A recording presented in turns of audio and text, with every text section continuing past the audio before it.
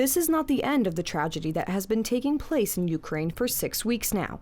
As a result of Russia's military actions, more innocent people are losing their lives. Ukraine Foreign Agency reported that the death toll of yesterday's attack on the train station in Kramatorsk in the Donetsk region has risen to 52. At the time of the attack, there were about 4,000 people waiting for evacuation.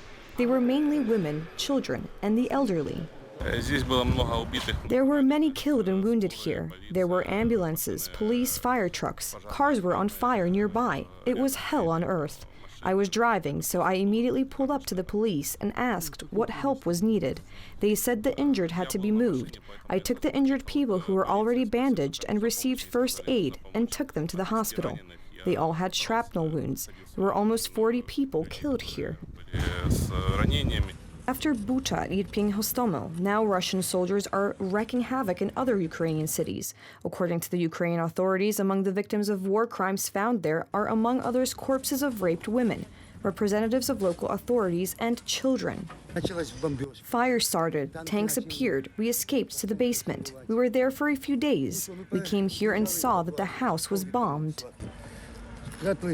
They just pulled my kids out from under the rubble. For 36 days, people were lying under the rubble and the Russians were shooting, not letting them pull them out. How to tell a child that mom is not there, nor dad? I don't know what to do.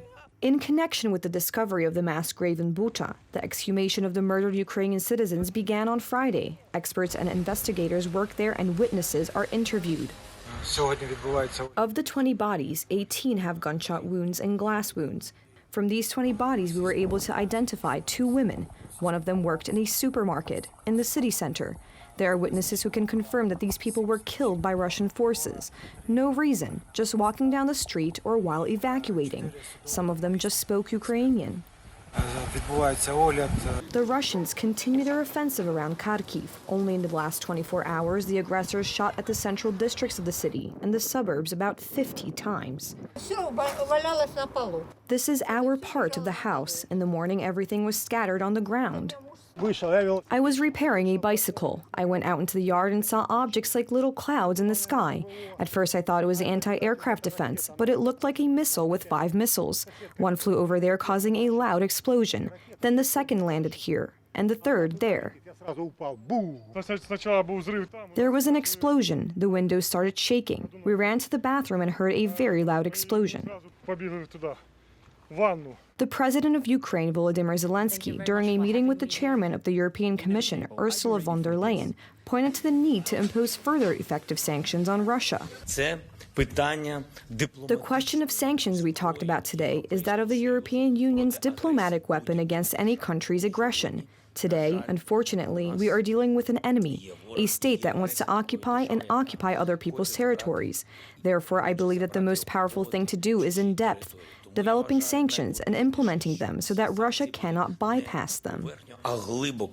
The Ukrainian soldiers, in turn, repel the offensive of Russian troops in all directions. In the past 24 hours, Ukrainian forces repulsed 7 enemy attacks in the Donetsk and Luhansk regions, destroying 9 tanks and 7 armored vehicles. The General Staff of the Ukrainian Armed Forces has given an estimate of the aggressors' losses, including over 19,000 soldiers, 705 tanks, and 151 aircraft. According to the information provided by Ukrainian soldiers, a Russian Special Forces unit with experience in hostilities in Syria completely refused to participate in any further attempts to storm Mariupol.